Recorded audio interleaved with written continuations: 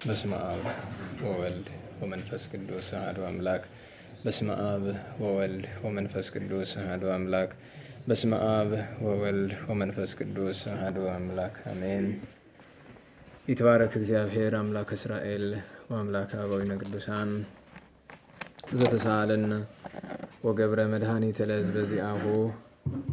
ይቅር ያለን ለወገኖቹ መድኃኒትን ያደረገ የአባቶቻችን አምላክ የቸርነት ባለቤት ቸሩ እግዚአብሔር ከዚህ ሰዓት ከዚህ ዕለት ስላደረሰን ከሁሉ አስቀድሞ ስሙ የተመሰገነ ይሁን፣ የተመሰገነ ይሁን። እንኳን አደረሳችሁ። እናታችን እመቤታችን ወላዲተ አምላክ እማምላክ ድንግል ማርያም፣ ቅዱስ ዕፀ መስቀሉ፣ ቅድስት ቤተ ክርስቲያን፣ ቸሩ አምላክ እግዚአብሔር ያከበራቸው ቅዱሳን ሁሉ ስማቸው የተመሰገነ ይሁን። እግዚአብሔር አምላካችን ካከበርናቸው በዓላት ጸጋ በረከት ለሁላችን የሚያሳትፈን፣ ሀገራችንን አብያተ ክርስቲያናትን ወገኖቻችን ሁሉ ከመከራ ይሰውርልን።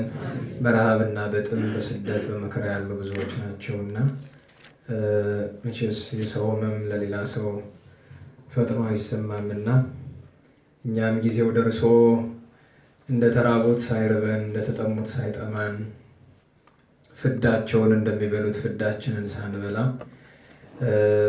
በጎ እንድንሰራ እንድንጸጸት እንድናዘን መዝሙረኛው ቅዱስ ዳዊት እንዲህ ባለ ኃይለ ቃል ይነግረናል። መዝሙር 94 ቁጥር 1 እስከ መጨረሻው የቅዱስ ዳዊት መዝሙር 94 ቁጥር 1 እስከ መጨረሻው። ኑ በእግዚአብሔር ደስ ይበለን፣ ለአምላካችንና ለመድኃኒታችንም እልል እንበል። በእምነት ወደፊቱ እንድረስ፣ በዝማሬም ለእርሱ እልል እንበል። አምላካችን እግዚአብሔር ታላቅ ነውና፣ በአማልክትም ሁሉ ላይ ታላቅ ንጉሥ ነውና። እግዚአብሔር ሕዝቡን አይጥላቸውምና የምድር ዳርቻዎችም ሁሉ በእጁ ውስጥ ናቸውና። ረጃጅም ተራሮች የእርሱ ናቸውና፣ ባሕር የእርሱ ናት፣ እርሱም ፈጥሯታልና። የብስንም በእጁ ፈጥሯታልና። ኑ እንስገድ፣ ለእርሱም እንገዛ፣ በእርሱ በፈጠረን በእግዚአብሔር ፊት እናልቅስ። በእርሱ በፈጠረን በእግዚአብሔር ፊት እናልቅስ፣ እርሱ አምላካችን ነውና።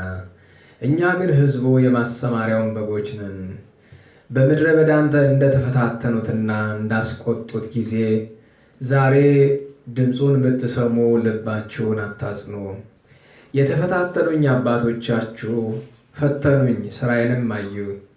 ይህችን ትውልድ 40 ዓመት ተቆጥቻት ነበር።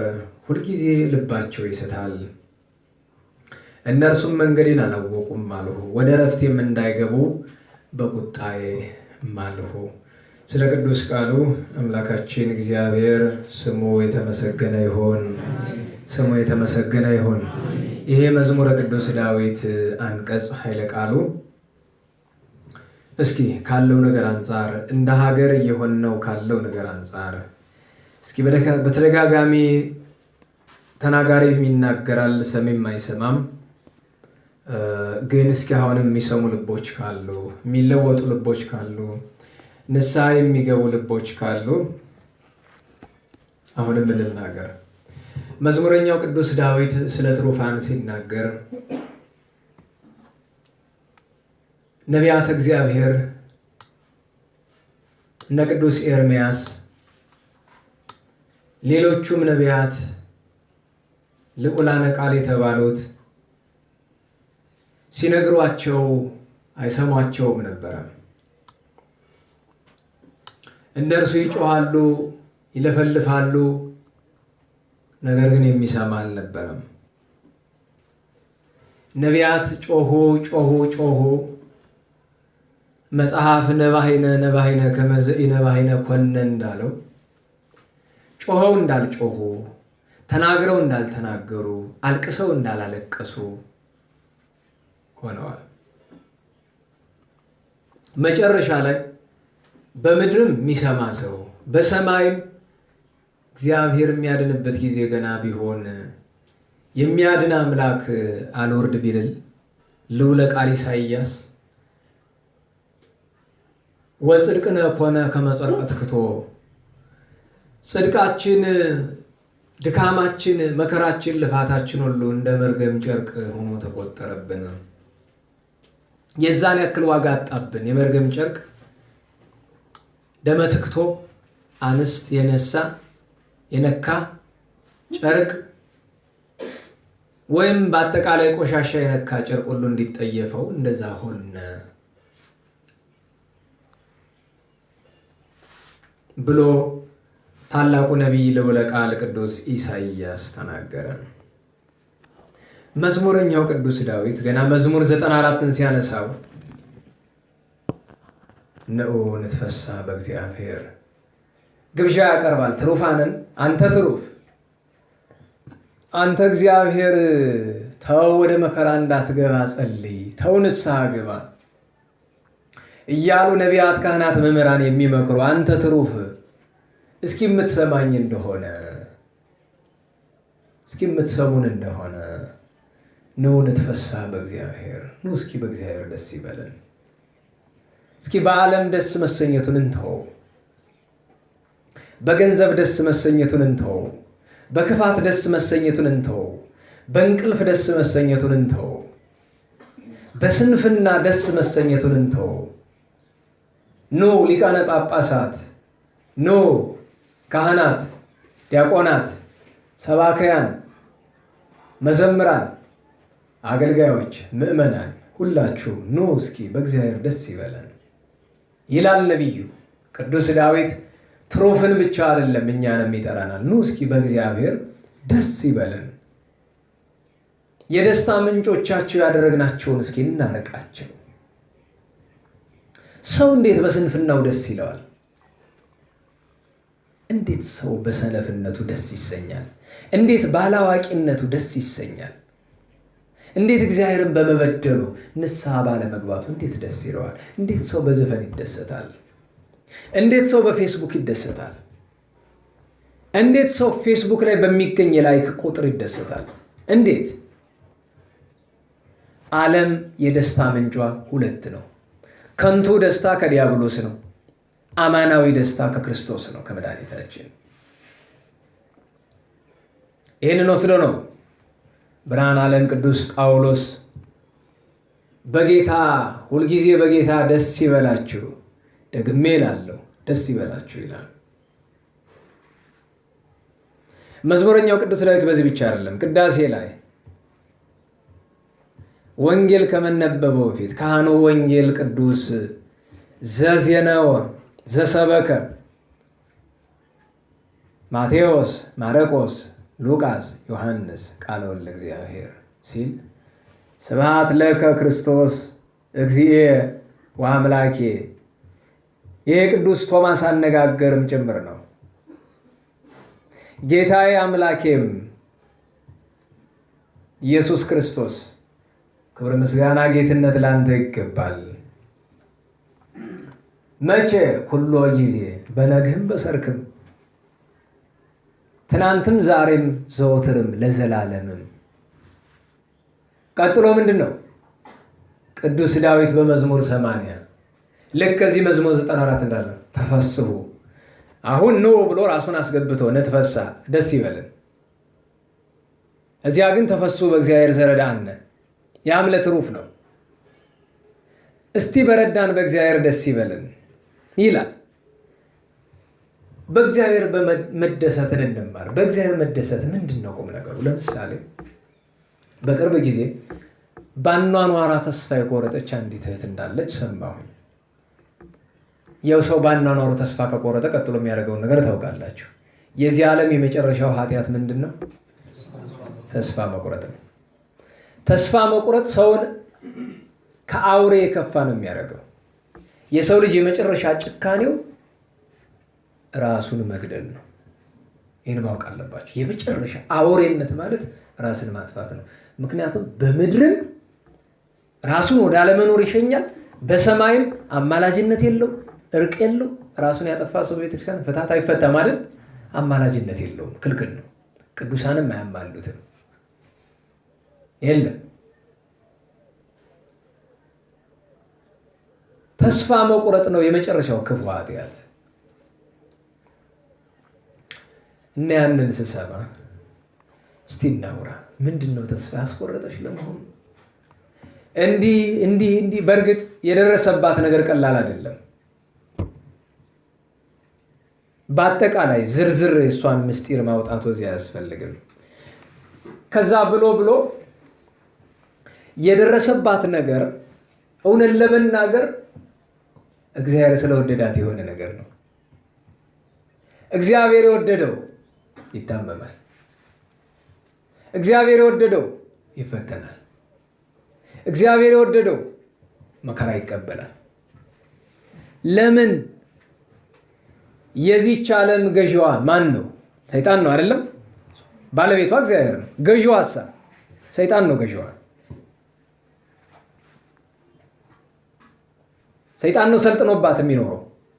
በምን ምክንያት? እኛ ስላሰለጠን ነው። ስለዚህ በዚህ ዓለም እግዚአብሔርን የወደደ ሁሉ ከሰይጣን ጋር ይጣላል። ከሰይጣን ጋር የተጣላ አይፈተንም? ይፈተናል።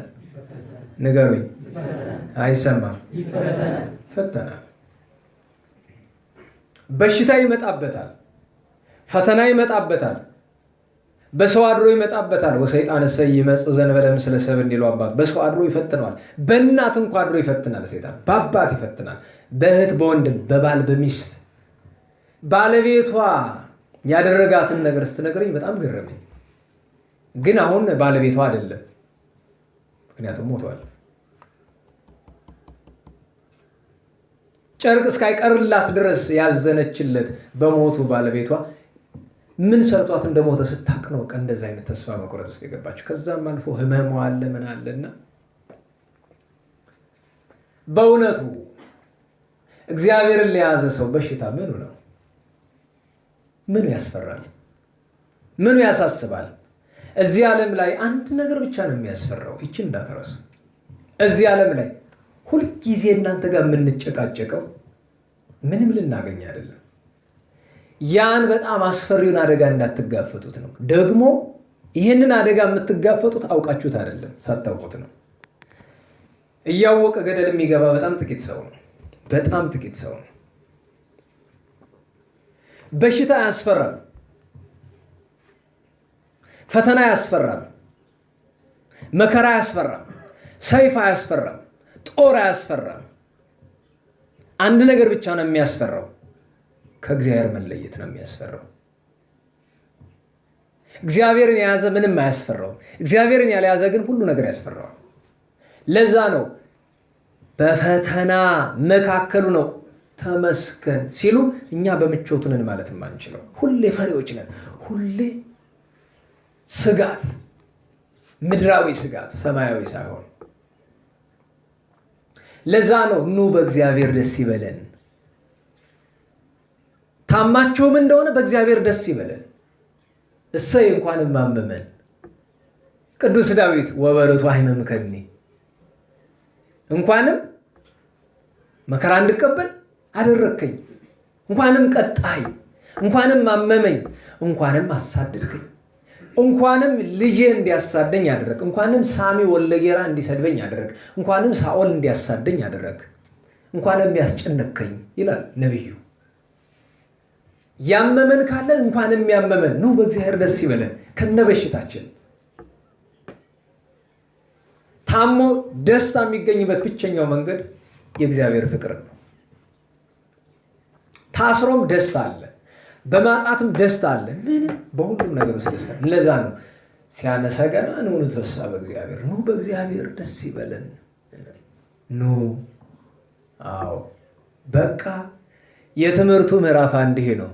ምዕራፍ 2 ይሄ ካልሆነስ ዮማመ ሰማዕክሙ ቃሎ፣ እንዲህ ያለውን ቃል ሲነግራችሁ ይታጽኑ ልበክሙ፣ ልባችሁን አታጽኑ፣ ክሳደ ልቦናችሁን አታደንድኑ። ንስሐ ግቡ ስትባሉ ተው ልቦናችሁን አታደንድኑ። ቅዱስ ዮሐንስ አፈወርቅ በድርሳኑ ይናገረዋል። እስራኤላውያንን ተው ልባችሁን አታጽኑ፣ ልባችሁን አታደንድኑ ብለው ቢመክሯቸው እምቢ አሉ።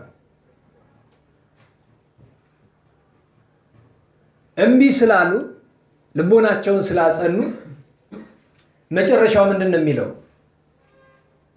መሐልኩ በመዓትየ በታላቅ ቁጣ ምያለሁ ከመ ይበውዑ ውስተ ዕረፍትየ።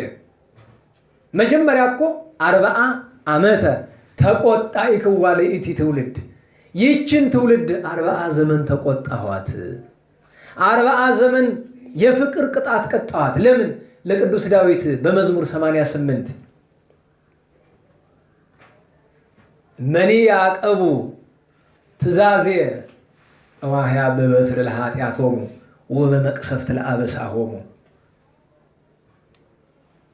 ትእዛዜን ባይጠብቁ ኃጢአታቸውን በበትር ከነሱ አርቃታለሁ። ማለትም የፍቅር በሆነ ቁጣ በመቅሰፍት በደላቸውን በጥቂት መቅሰፍት ወሳሂል የሰይ ይከልምን የሆሙ ይቅርታዬን ግን ከነሱ አላርቅም ብሎ ነበረ ነቢዩ ቅዱስ ዳዊት። እግዚአብሔር ለቅዱስ ዳዊት እንዲህ ብሎት ነበረ። ኋላ ግን 40 ዓመተ ተቆጣኢክዋ ለይእቲ ትውልድ፣ ይህችን ትውልድ 40 ዘመን ተቆጣኋት። ነገር ግን አልሰማችም። 605,000 እስራኤላውያን በምድረ በዳ ተረፍርፈው ቀርተዋል። ስለዚህ መጨረሻው ምን ሆነ? ወደ ዕረፍቴ ከቶውኑ አትገቡም።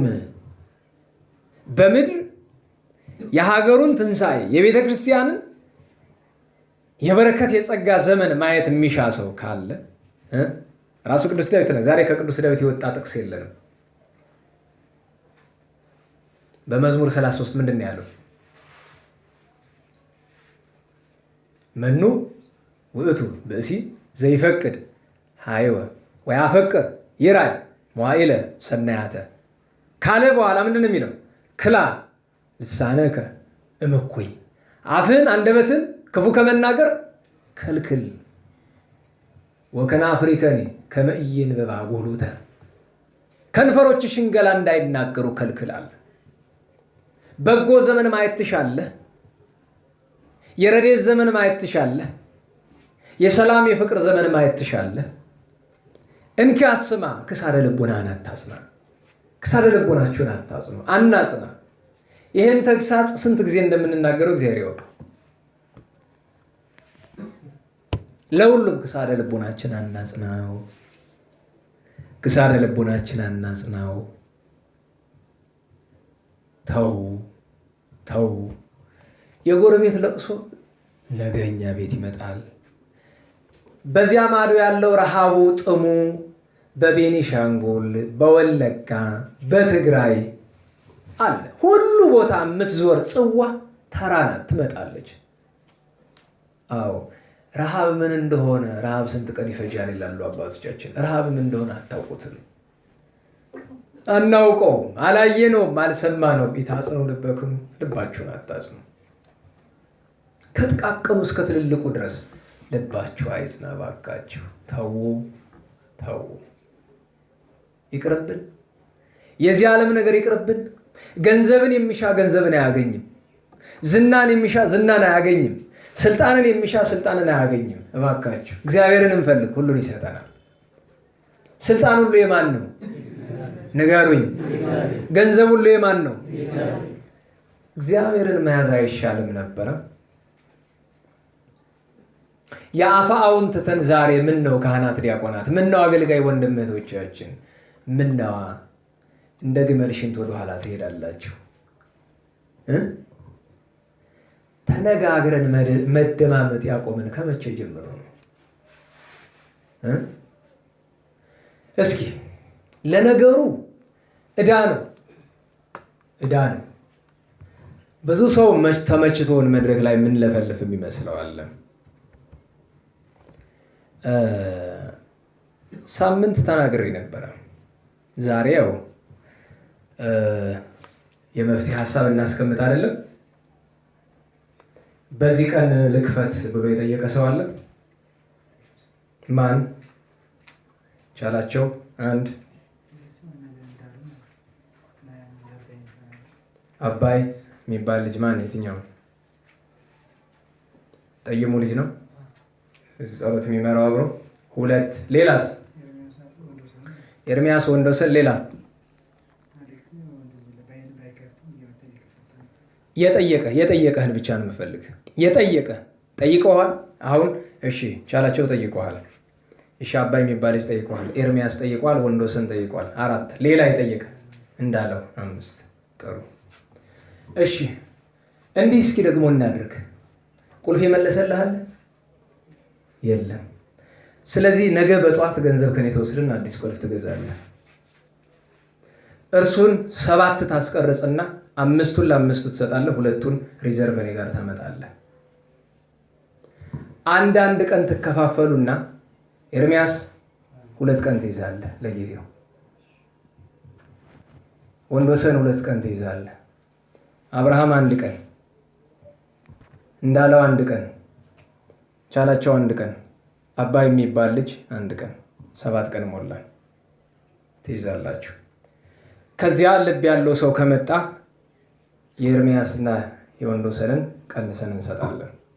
ነገ በጠዋት ስራ ቁልፍ ማስቀረጽ። ቁልፍ ትገዛና 3 አይደል መደበኛው፣ ተጨማሪ 4 ነው፣ 7 ይሆናል ማለት ነው። አንድ እውነት ልንገራችሁ፣ ስኖር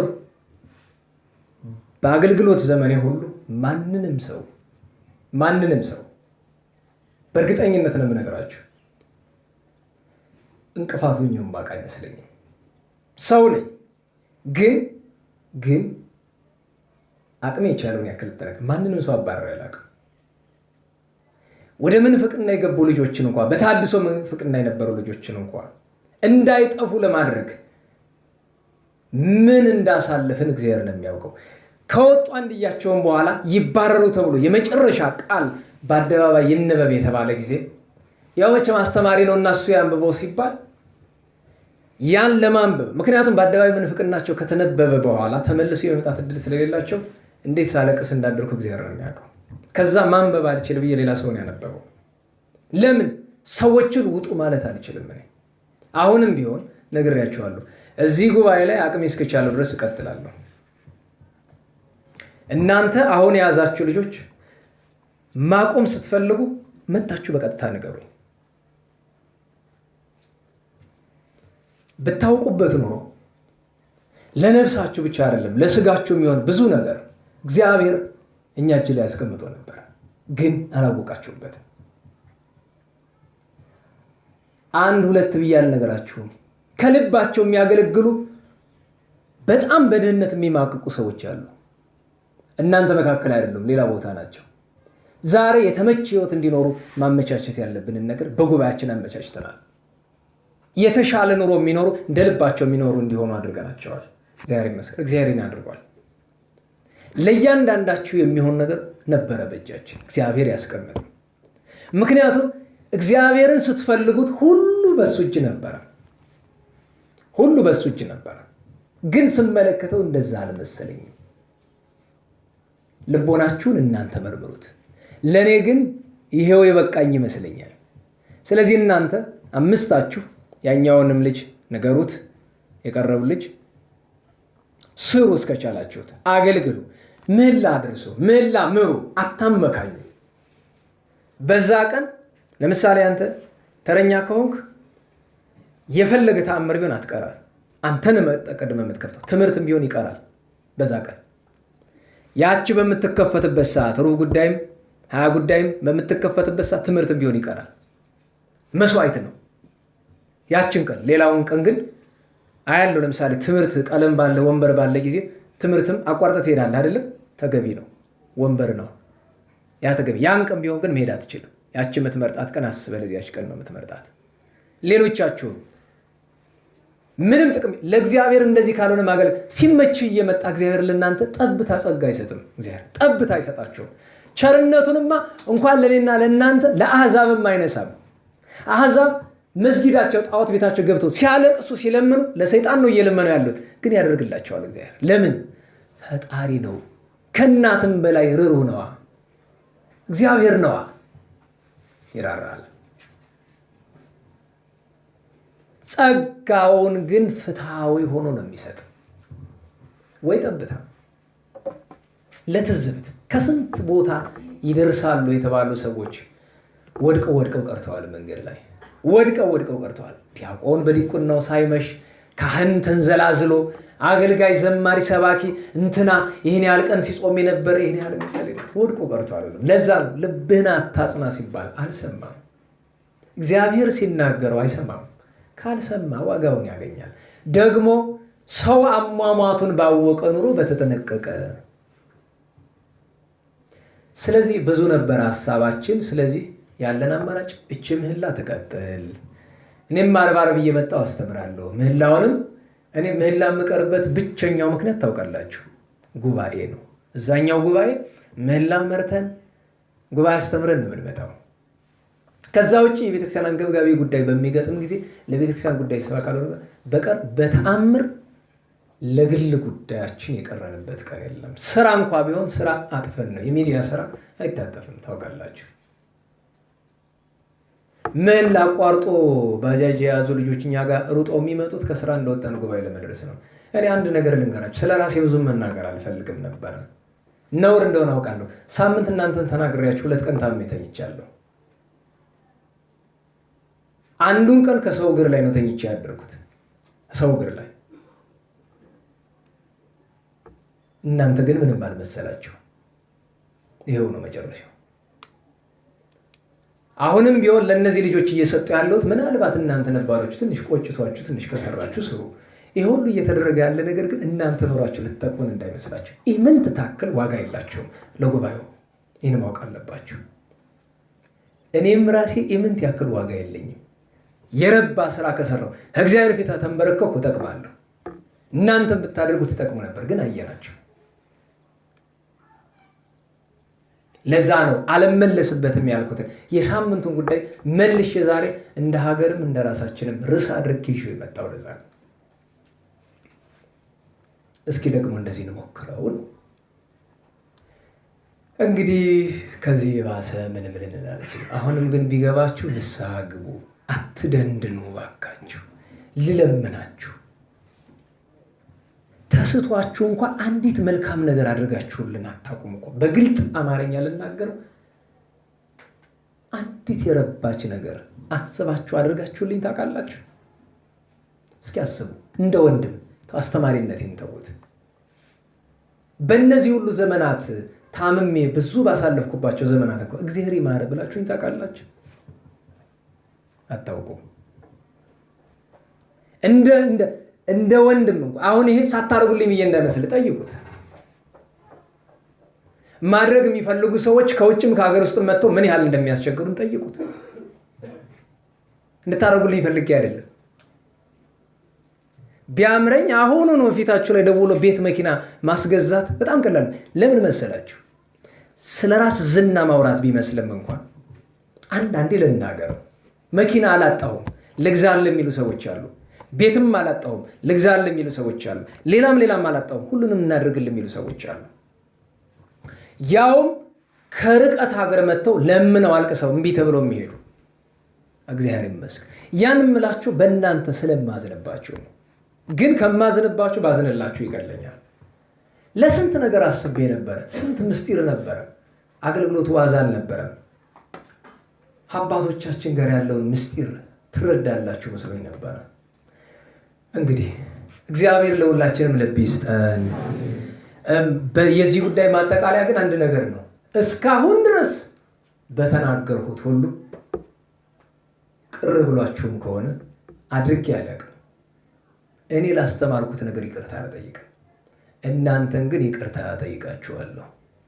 ምክንያቱም ከዚህ በኋላ የሚሰማኝ ዝምድና ሁሉ ጠፍቷል። ዝምድናችን አንዱ እግዚአብሔር አንዱ አገልግሎት ብቻ ነው። ለዛማ ዘመድ አላጣሁም፣ እልፍ ዘመድ አለኝ። ስለዚህ ለዚያ ነው በእነዚህ ሁሉ ዛሬም ለተናገርኩ ሳምንትም ለተናገርኩት ለትርፉ ቃል ሁሉ ይቅርታ እላለሁ።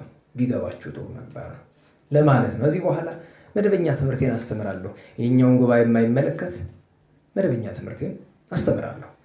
እግዚአብሔር ፈቃዱ የደረሰ ቀንና ደግሞ አቆም የተባልኩ ቀን ደግሞ ይቆማል ማለት ነው።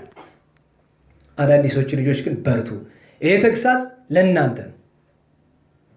ለእናንተ ለአዲሶቹ ነው። እናንተ በርቱ። ወዲህ አትበሉ። እርጉ፣ አስተውሉ፣ ልብ አድርጉ። እስኪ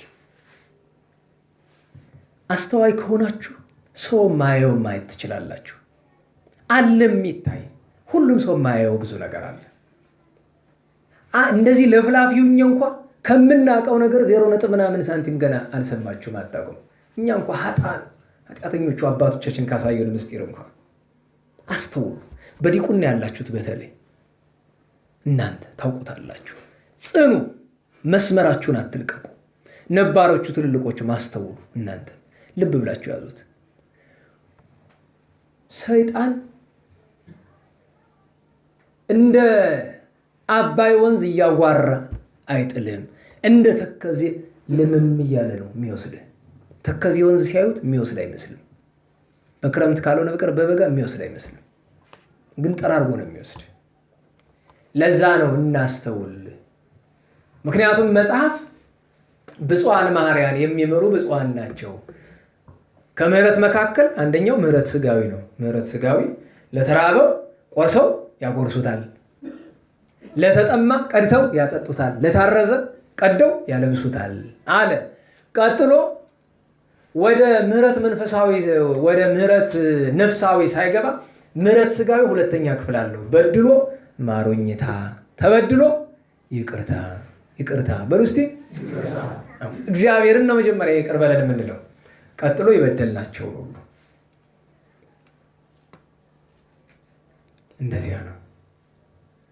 መዝሙረኛው ቅዱስ ዳዊት ዮም አመ ሰማዕክሙ ቃሎ ታጽኑ ልበክሙ፣ ቃሉን በሰማችሁ ጊዜ ልባችሁን አታጽኑ፣ አታደንድኑ። ንስሐ እንግባ፣ እናገልግል፣ በጎ እንስራ፣ ምን ተንግበር እንበል። ለቤተ ክርስቲያን ለሀገር የመጨረሻ የመቆሚያ እድል ላይ ነው የምንገኘው። የመጨረሻው እድል ላይ ነው። የዕለቱን ቅዱሳን ዘክረን እንጨርስ። ዛሬ እስቲ ባጭር እናድርገው፣ ዝክረ ቅዱሳኑ ካላስረዘመብኝ በቀር። ዛሬ ከምናከብራቸው በዓላት የመጀመሪያውን ትልቅ ስፍራ የምትይዘው ታዳጊ ወጣት እናታችን ቅድስት ምህራኤል ናት። ዘሀገረ ተሟህ ይለዋል። እናታችን ቅድስት ምህራኤል ግብፃዊት ናት። ዕድሜዋ 12 ነው። ስለ ክርስቶስ ፍቅር ልቧ ይነድ ነበር። ክርስቶስ መድኃኔዓለምን ስለወደደችው ታምራትን ታደርግ ነበር። ድንቅ ድንቅ ታምራትን። ልጅ በማጣት ወላጆቿ ቀሲስ ዮሐንስና ኢላሪያ ያዝኑ ይተክዙ ነበርና የጸሎታቸው ፍሬ ቅድስት ምህራኤል፣ ከእሷ ተከትሎ አባ ሆር የሚባል ቅዱስ ሆር የሚባል ትንሽ ወንድሟ በጽኑ ተጋድሎ ኖራለች።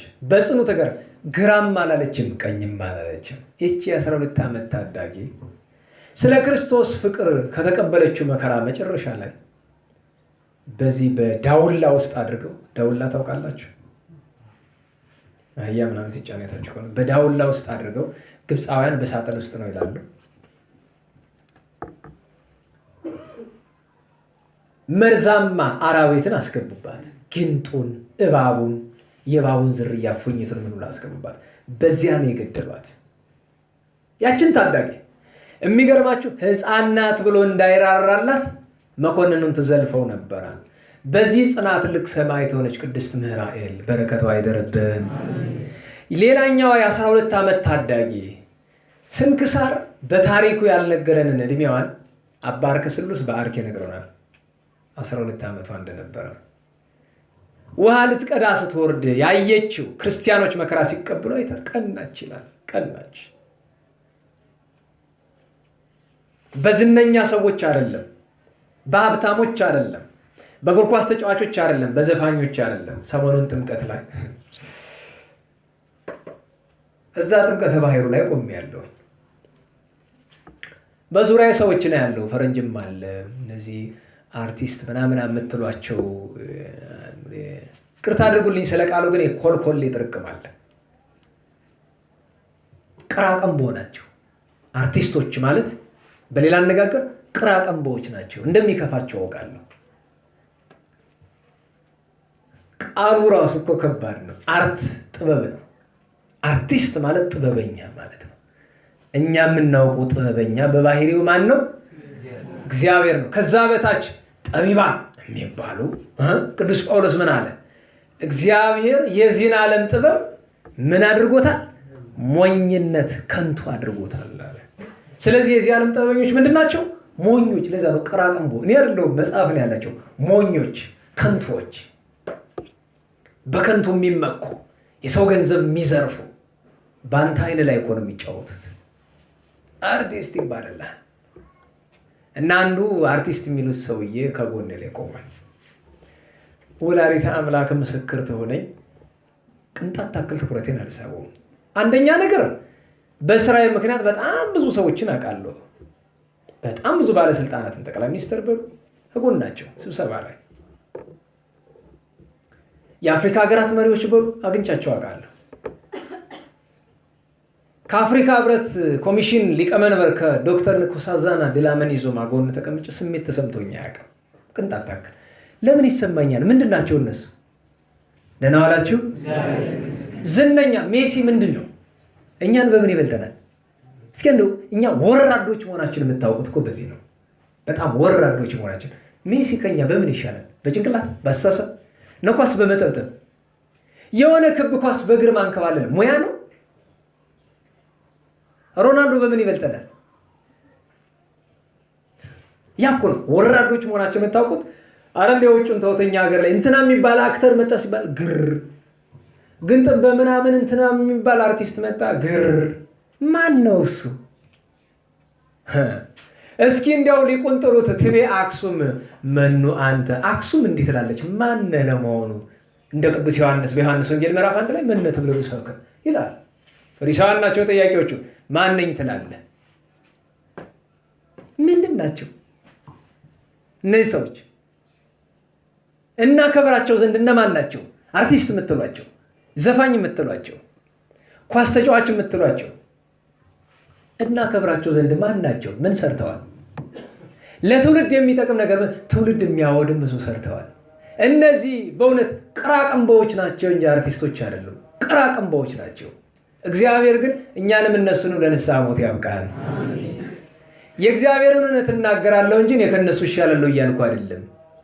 በእግዚአብሔር ፊት ከእነሱ የባስኩ የተዋረድኩ ትሁት እንደሆንኩ አውቃለሁ፣ ታናሽ እንደሆንኩ አውቃለሁ። እሱን ረስቼ አይደለም። እና ከፊት ለፊት ሌላኛው አንዱ ሌላ ሰው የሆነ እንደ ጋዜጠኛ አይነት ነገር ነው ፎቶ ያነሳል። እኔ አላየውም። ለካ እኛን ነው እያነሳን ያለው። እና መጥቶ አንዳንድ ነገር ስለኔ ሲያወራኝ ቆየና በጣም ምርጥ ፎቶ ልልክሎት ነው፣ በጣም ደስ ይሎታል ብዬ እጠብቃለሁ አለ። እሺ ብዬ ቁልፍ ስልክ ይስጡኛል። ስልክ ቁጥር ወሰደ። ዛሬ ቴሌግራም ላይ ተልኮ ሳየው ከዛ ሰው የአርቲስት ከሚባለው ሰው ጋር ያነሳኝ ፎቶ እና ሳቅሁኝ።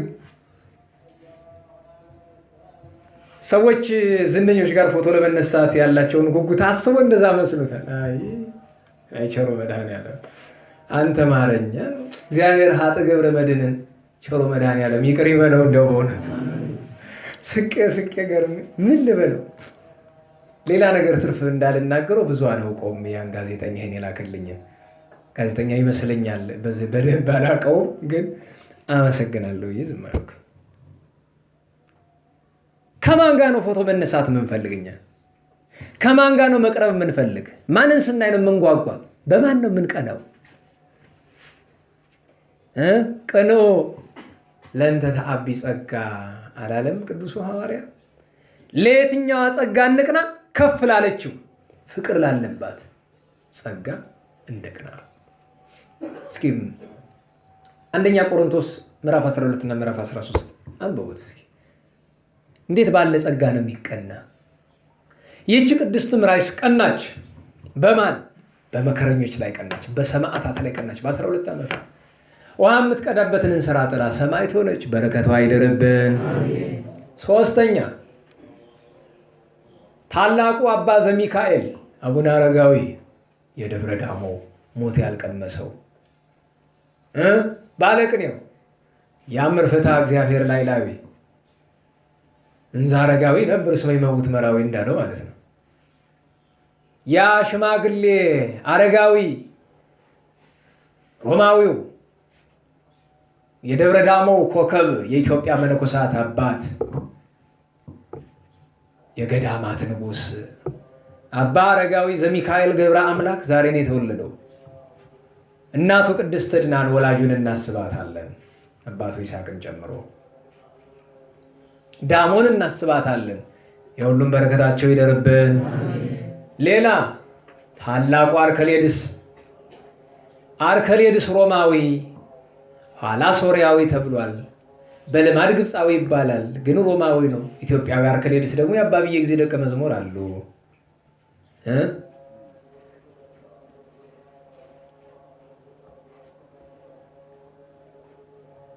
ወመትረፍከ አንተ እንብለ ትምጻ አቡየ ለአርከሌድስ ወልድከ ፈነወ ሀቤ እንዳለ ደራሲ አባቴ አብዬ ጊዜ ና ወደ እኔ፣ አንተ ካልመጣህ ግን ልጅህን አርከሌድስ ላክልኝ የተባለለት ኢትዮጵያ አርከሌድስ አለ። የ15ኛው ክፍለ ዘመን ጻድቅ። ይሄኛው አርከሌድስ ግን ማን ይባላሉ? አብይ አርከሌድስ፣ ታላቁ አርከሌድስ ማለት ነው። በአጋጣሚ እግዚአብሔር ጠርቷቸው አባታቸው መኮንን ነበረ፣ ሞተ። በል አባትን ስልጣን ውረስ ብላ እናታቸው ሰንደሌቃ ትባላለች፣ ቅድስት ደግ እናት ናት። ልጇን ላከች። በመርከብ ላይ ከባሮቹ ጋር ሲሄድ አባ አርከሌድስ መርከብ ተሰበረበትና ሁሉ አለቁ፣ እሱ ብቻ ተረፈ። እግዚአብሔር ሲጠራው አስከሬን አሳየው። ልብ በሉ፣ ልባችሁ አይጽና አለ ነቢዩ ቅዱስ ዳዊት። አስከሬኑን አይቶ አለቀሰ። ዛሬ አንዱ ቀበሌ ላይ ደውለው እዚህ ጎንደር አንዲት ሕፃን ሙታለች አርፋለች አሉ። እድሜዋ ስንት ነው? 5 ወር። አንተ ቸሩ መድኃኔዓለም ወላጆቿን አጽናና። እሷ ግን ተገላገለችው። አይመታደል ወህ አለች። እኛ ምነው በ5 ወር በ6 ወር ተጠርተን በሆነ ኑሮ አድችን ሲሰማ አንዳንዱ አይ እንኳንም አደጉ እንጂ የሆነ እንድሰድብህ እንድቆጣ እኔ እንዳር እግዚአብሔር እንዳሳርር በኃጢአቴ መታደል እኮ ነው። መታደል ነው ለሕፃናቱ በሕፃንነት መጠራት። ስንት ነው እድሜሽ? አንቺ ንስሐ ያስፈልግሻል። 11 ንስሐ 13 ጎረምሳው ደህና ነህ?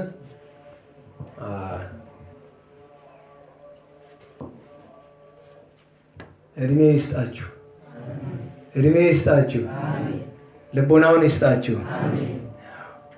ግን እግዚአብሔር እንደዚህ ሲጠራቸው ንገሪልኝ፣ ለወላጆቿ ለሕፃኗ ወላጆች ንገሪያቸው፣ እድለኞች ናቸው። አይመታደል በእርግጥ አንጀት ያርራል፣ የወላጅ አንጀት በጥፉ ይነዳል። ግን ሕፃናቱ እድለኞች ናቸው። እንደ ገሊላ ሕፃናት፣ እንደ ቤተልሔም ሕፃናት አይመታደል። ከዚያ ላይ ሆነው ደስ ሲሰኙ ማንባያቸው አለቀሰ። እሙቱን አይቶ አንዲት ነገር አለ። አኮኑ ዝንቱ ዓለም ኃላፊ ውእቱ፣ ለካ ይህ ዓለም ኃላፊ ነው። ይህ ዓለም ኃላፊ አይደለምን? በቃኝ አልመለስም፣ ስልጣኑን አልፈልግም፣ ገንዘቡን አልፈልግም፣ ቤተሰብ አልፈልግም፣ ማንንም አልፈልግም ብሎ ሰተት ብሎ ሶርያ ገዳም ገባ። መነኮስ በሳምንት 1 ቀን እህል እየቀመሰ በጽኑ ተጋድሎ ኑሮ ህብቃት ማድረግ ደረሰ። ግን አንዲት ቃል ኪዳን አለችው። ሥርዓተ መነኮሳት ምን ይላል? ይትራይ ገጻ ወይ ትስማ ድምፃ ይላል። ወንድ መነኩሴ ሴት አያይም፣ ድምጿንም አይሰማም። ሴቶቻችን መነኮሳትን የነፍስ አባት አታድርጉ። በተለይ በድንግልና ያሉ መነኮሳትን ካህን ኑረው ሚስታቸው ስትሞትባቸው እንዲያው የመነኮሱት ለሱም ቢሆን ስርዓቱ አይፈቅድም። መቼስ እንዲያው አማራጭ ቢጠፋ ይባላል። በድንግልና ያሉ መነኮሳትን አባት አታድርጉ። ይሄ ስርዓት አይደለም፣ ህገወጥም ነው። እና ሴት አላይም ብሎ በብዙ ተጋድሎ ሲኖር እናቱ ልጄ ቀረብኝ ምን ይሻላል አለችና ለልጄ ለባለ ያልሆነ ዓለም ለእኔ ምን ያደርጋል ብላ የእንግዳ ቤት ሰርታ እግር ማጠብ እንግዳ መቀበሉ ነው ስራዋ። ቅድስት እናት ናት ሰንደሌቃ። እንዲህ ያለች ስትኖር አንድ ቀን መነኮሳት እንግዶች መጥቶ ማታ ሲያወሩ ትሰማለች። እንዲህ ያለ ደግ ጻድቅ ሰው እግዚአብሔር ሰጥቶን እንዲህ ያለ እያሉ ቅድስናውን ታምራቱን ይናገራሉ። ማን ይባላል አለቻቸው። አባ አርከሌድስ ልጄ ነው መሰል አለች። መልኩ እንዴት ያለ ነው? እንደዚህ ያለ እንደዚህ ያለ ልጄ ነው ማለት ነው። እሺ ብላ ሀብት ንብረቷን ለነዳያን አካፍላ ሄደች ወደሱ። አንዲት ናት ምኞቷ። ሀውጩ ነው የወንድ ገዳም ሴት አይገባም። ልጄ ፊትህን ልየው አለች። እናቴ ጥያቄሽስ ባልከፋ ግን ቃል ኪዳን አለብኝ መነኩሴ ነኝና ሴት አላይም ብሎ ይላታል። አይ ልጄ እባክህን ብላ ትመልስለታለች። የለም ይላታል። በሶስተኛው በል እንግዲያው እኔ መልክህን ካላየው ናፍቀኸኛልና መልክህን ካላየው የትም አልሄድም። ወይ ወጥተህ ልይህ ወይ ደግሞ ወደ ዱር ገብቼ አውሬ ይበላኛል፣ አንዱን ምረጥልኝ አለችው። ተጨነቀ። ቢታያት እግዚአብሔርን ሊያስከፋ ነው፣ ስርዓት ሊጥስ ነው። ባይታያት እናቱ ልትሞትበት ነው፣ አውሬ ሊበላት። ስለዚህ የተሻለውን ምርጫ መረጠ። ጌታ ሆይ ያንተ ፈቃድ ይሁንና ነፍሴን ከስጋ ይለይ ብሎ ጸለየ። መልአከ እግዚአብሔር ጸሎት ተሰምቷል አለው። ረዱን ጠራውና ሂድ ግቢ በላት እናቴን አለው። እናቱ ስትመጣ ነፍሱ ከስጋው ተለይቷል፣ ቃል ኪዳንን ሳያጠፋ። በእሷ ምክንያት ይሄ እንደሆነ ስታውቅ ስጋው ላይ ተጎንብሳ እያለቀሰች የልጅ አምላክ በወደድከው በልጅ የማጸንሃለሁ፣ እዚሁ ላይ እኔንም ውሰደኝ፣ እሱን እንደሰማ እኔንም ስማኝ አለችው። ሰማት፣ ደግናታ። እዚያው እሷም ተደረበች። ሊቀብሩ ሲሉ አይ እሱ ጻድቅ ነው፣ እሷ የዓለም ሰው ናት፣ ለየብቻ እንቀበራቸው ብሎ ሲሉ የአባ አርክሌድ ስጋው ወይም በዘልማድ አነጋገር አስከሬኑ ስጋው፣ የተከበረ ስጋው ተው እናቴን አብራችሁ ቅበሯት፣ በሕይወተ ስጋ እያለች አንድ ጊዜ እንኳ አይኔን አይታ ደስ እንዳይላት አድርጌያለሁና ደስ አላሰኘኋትምና ቢያንስ አብራችሁ ቀበሯት አላቸው። ከስጋው ከበድኑ የወጣ ድምፅ። ይህን ሰምተው እያደነቁ ሁለቱንም ቀብረዋቸዋል። በረከታቸው ይደርብን። ሌላ ታላቁ ቅዱስ መክሲሞስ ዛሬ ነው ዕረፍቱ። ታላቁ መክሲሞስ ሰኞ በ17 እናከብረዋለን ከዱማቴዎስ ጋር። እንዴት ያለ ጣዕም ያለው ጥፍጥና ያለው ታሪክ አላቸው። ለዕለቱን ተው በስንክሳሩ ትሰሙታላችሁ። እግዚአብሔርን ፈቅዶ እንደሆነ አላውቅም። እንግዲህ ካለሁኝ ተርከውም ይሆናል። ስንክሳር ያለውንም የሌለውንም እያጣለፍን እያሳበረን እንተርከው ይሆናል ፈቃዱ ከሆነ። የመጨረሻ ዛሬ በዓል አባታችን አባ አካለ ክርስቶስ ዘበጌ ምድር ጎንደሬው አባ አካለ ክርስቶስ እንዴት ያለው ጻድቅ አባት! በ17ኛው ክፍለ ዘመን በተለይ በአድያም ሰገድ ኢያሱና በጻድቁ ዮሐንስ ዘመን የነበሩት ደገኛ ጻድቅ በወሎ በጋይንት በጎንደር በጽኑ ተጋድሏቸው የሚታወቁ ናቸው። አካለ ክርስቶስ ዘበጌ ምድር ጽኑ ተጋድሎ የነበራቸው 40 ዘመን አንተ ቸሮ መድኃኔዓለም አንድ ቦታ ላይ እግዚአብሔርን ስንት ጊዜ ጸንተን እንጠብቀዋለን። መቼም የጅል ዘፈን ሁል ጊዜ አበባዬ ነው እንደሚባለው ተርቱብኝ ከፈለጋችሁ፣ ግን መልሼ ወደ እናንተ ነው። እግዚአብሔር ያስቀመጠው ቦታ የሚያገኘው ስንት ሰው ነው? በዲቁና አስቀምጦት በዲቁናው የሚገኝ በቤተ መቅደስ ብዙ ዲያቆን ቤተ መቅደስ ላይ አስቀምጧቸው የት ነው የሚገኙ? ከምዕመናን ጋር ክህነት አፍርሰው። እስኪ ባስቀመጠን ቦታ እንገኝ። በር ዘጌ ያደረገ በር እየዘጋ በር መዝጋት መክፈት ቀላል ነው። እና አባ ነካሮን እና አባ ይስሐቅን አላያችሁ? አባ ነካሮ ከፍጹምነት የደረሱ ሰሞኑን ስንክሳር ሲነበብ አልሰማችሁ? ምንድነው ስራቸው? ዘበኝነት፣ በር መክፈት መዝጋት። አባ ይስሐቅ እመቤታችን የተመለከቷት በአካል ምን በማድረግ ነው? በር በመክፈት በመዝጋት። ቀላል ስራ አድርጋችሁታል። በር ከፍተ ፍማፍም ብትቆይ ክብርህ እኮ ነው። እስኪ ያና በአክርስጥሮስን ዜና ህይወት ተመልከቱ። አሁን በ30 ይነበብላቸዋል። ጥር 30 እናስተውለው እስኪ። ወይራዎች ባለፈው ሳምንት ሳይገባኝ ለእናንተም ሳይገባችሁ ተናግሬያለሁ።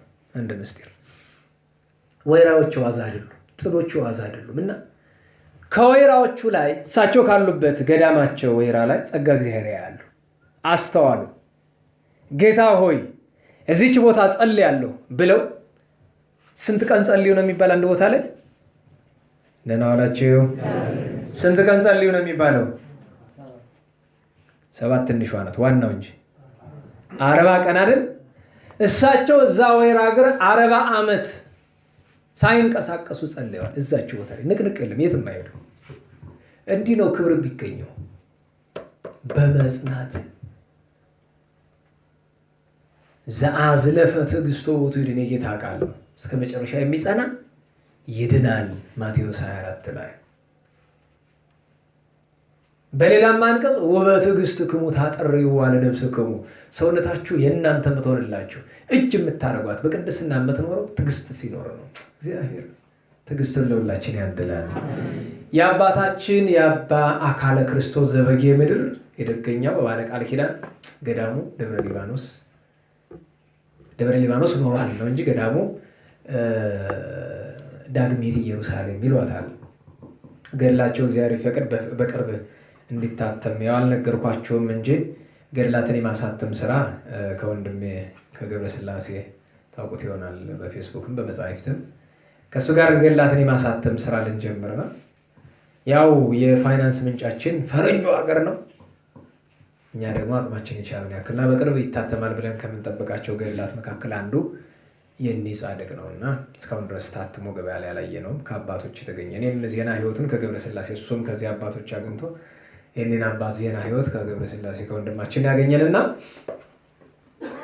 በእውነቱ ታላቅ ደገኛ ጻድቅ ናቸው። በረከታቸው ይደረብን። ነገ እንግዲህ ቂርቆስ ወየሉታ፣ ሌሎችም እነ ቅዱስ አብሪው እነ ቅዱስ ጎርጎርዮስ ዓመታዊ በዓላቸው ነው። በ16 በዓላት አሉ። እነ ቅዱስ ፊላታዎስን እነ ማር ዳንኤል ሶርያዊን እና አባ ጵላዲዮስ ታላቁን ጨምሮ ማለት ነው። በ18 ቅዱስ ባኮስ ጃንደረባው ስንክሳር ስለማያነሳው ማርያ ማረታን እስቲ እንደው 18 ምን ቀን ነው? ማክሰኞ። ማረታ የሚባል ሴት አለ? ማረታ የለም።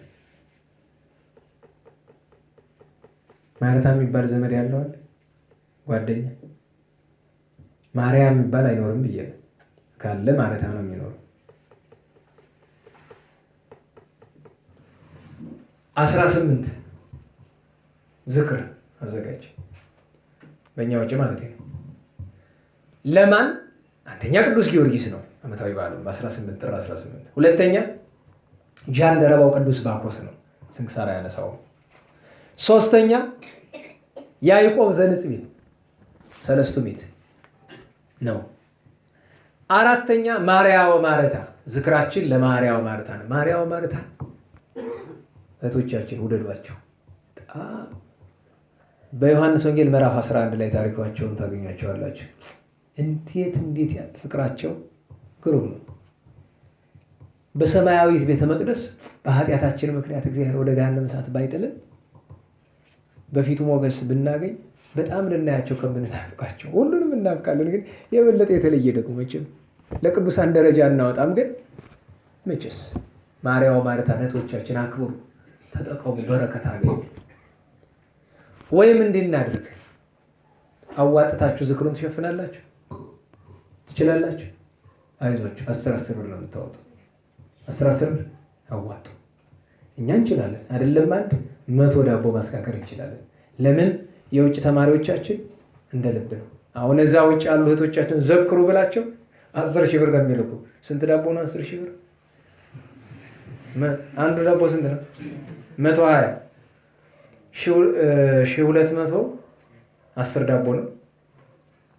ስለዚህ 100 ዳቦ ይገዛል ማለት ነው። ስለዚህ እናንተ 10 ብር አዋጣችሁ ለአብርሃም ትሰጡትና በቻለው መጠን ታመጣለህ፣ እንዘክራለን። የዚያን ቀን እግዚአብሔር በቸር ካሰነበተን ጉባኤ ኖረን ይሆናል ነው። ለሁሉም እግዚአብሔር አምላካችን ከሁሉም ቅዱሳን ጸጋ በረከት ያሳትፈን። እናመሰግነው ዘንድ በያለንበት እንነሳ።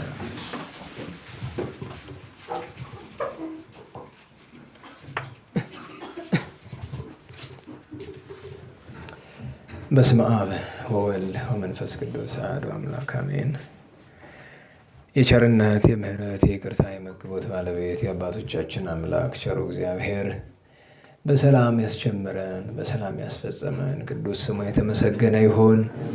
የእመቤታችን የማምላክ ድንግል ማርያምን ጣዕመ ፍቅሯ እንዲያሳድርብን ከቅዱሳን ሁሉ በረከት እንዲያሳትፈን በኃይለ መስቀሉ እንዲጠብቀን ሀገራችንን አብያተ ክርስቲያናትን ከመከራ ሁሉ እንዲጠብቅልን ለጸሎት በቆማችሁ ጊዜ አስቡን አትርሱን የሚሉንን ሁሉ በይቅርታው እንዲያስብልን ይልቁኑ እህታችን አስራተ ማርያምን ወገኖቻችን የቅድስት ሥላሴ ልጆች ማህበረተኞችን በያሉበት እንዲጠብቅልን የሚለፉ የሚደክሙትን ሁሉ እግዚአብሔር አምላካችን በአገልግሎታቸው እንዲያጸናልን ያልጸናነውን በቸርነቱ በምሕረቱ እንዲያጸናን የሰላም የምህረት አምላክ የወንድማችን የገብረ ማርያምን ነፍስ በአብርሃም በይስሐቅ በያዕቆብ አጠገብ እንዲያኖርልን በረሃብ በጥም በስደት በመከራ ያሉትን ሁሉ በይቅርታው እንዲያስብልን ሰላም ያዋለን አምላካችን ማህበራችንን ጠብቆ ቀድሶ በይቅርታው ሰላም እንዲያሳድረን ኃጢአታችን ይቅር እንዲለን ቅዱስ ስሙን አቡነ ዘበሰማያት ብለን እንጥራ። አቡነ ዘበሰማያት ይትቀደስ ስምከ ትምጻእ መንግሥትከ ወይኩን ፈቃድከ በከመ በሰማይ ከማሁ በምድር ሲሳየነ ዘለለ ዕለትነ ሀበነ ዮም ህድግ ለነ ከመ ንሕነኒ ንህድግ ለዘአበሰ ለነ ኢታብአነ እግዚኦ ውስተ መንሱት አላ አድኅነነ ወባልሐነ እምኩሉ እኩይ እስመ ዚአከ ይእቲ መንግሥት ኃይል ወስብሐት በሰላመ ቅዱስ ገብርኤል መልአክ ኦግዝእትየ ማርያም ሰላም ለኪ ድንግል በኅሊናኪ ወድንግል በሥጋኪ እምእግዚአብሔር ጸባኦት ቡርክት አንቲ እምአንስት ወቡሩክ ፍሬ ከርሥኪ ተፈሥሒ ፍሥሕት ኦ ምልዕተ ጸጋ እግዚአብሔር ምስሌኪ ሳሊ ወጸሊ ለነ ምሕረተ በፍቁር ወልድኪ ኢየሱስ ክርስቶስ ከመ ይስረይ ለነ ኃጣውኢነ ተማሂፀነ ብኪ ስብሐት ለአብ ስብሐት ለወልድ ስብሐት ለመንፈስ ቅዱስ ይእዜኒ ወዘልፈኒ ወለዓለመ ዓለም አሜን። ስብሐት ለእግዚአብሔር ልዑል ወለወላዲቱ ድንግል ወለመስቀሉ ክቡር ዕፀ ሣህል አሜን።